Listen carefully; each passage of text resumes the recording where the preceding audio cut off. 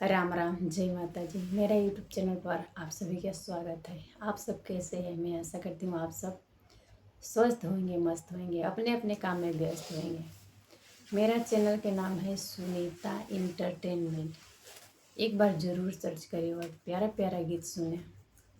मैं बहुत दुखदायी गीत सुनाने जा रही हूँ। जो कुंभ मेला में घटना घटा, दुर्घटना हुआ, उसमें कितने लोग मर गए, उन सभी को आत्मा के शांति के लिए मैं भगवान से प्रार्थना करती हूँ।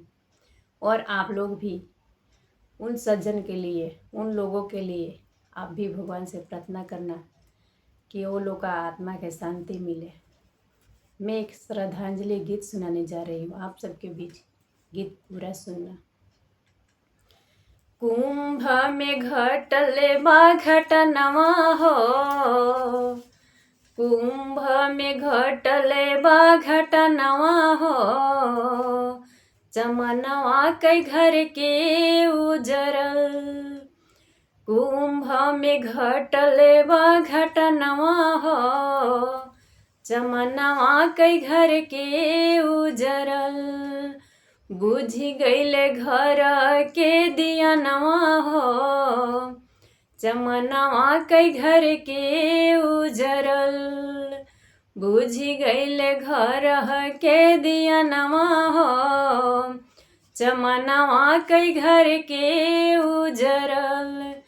रोवेली माई कहाँ गईले सुगनावा, रोवेली माई कहाँ गईले सुगनावा। झर झर नीर बहे पिता के नयनवा, झर झर नीर बहे पिता के नयनवा। पुण्य के बदला मिलल कफनवा हो, पुण्य के बदला मिलल कफनवा हो, चमनवा कई घर के उजरल। पुण्य के बदला मिलल कफनवा हो, चमनवा कई घर के उजरल। बुझी गईले घर के दियनवा हो, चमनवा कई घर के उजरल।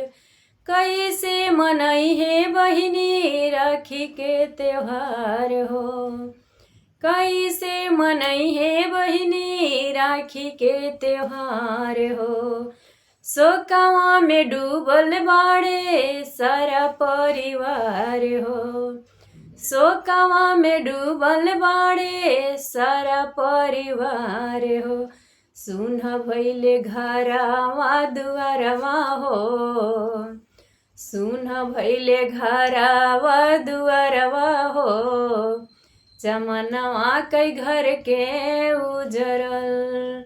सुन भइले घरवा दुआरवा हो, चमनवा कई घर के उजरल। कुंभ में घटल बा घटनवा हो, चमनवा कई घर के उजरल। तो ये दुखदाई गीत, दुख भरा गीत आप सबको कैसा लगा प्लीज़ कमेंट में ज़रूर बताना। और उन सज्जन के लिए भगवान से आप प्रार्थना ज़रूर करना, उनका आत्मा के शांति मिले। और मैं मिलती हुई दूसरे वीडियो में नए गीत के साथ। तब तक के लिए नमस्कार।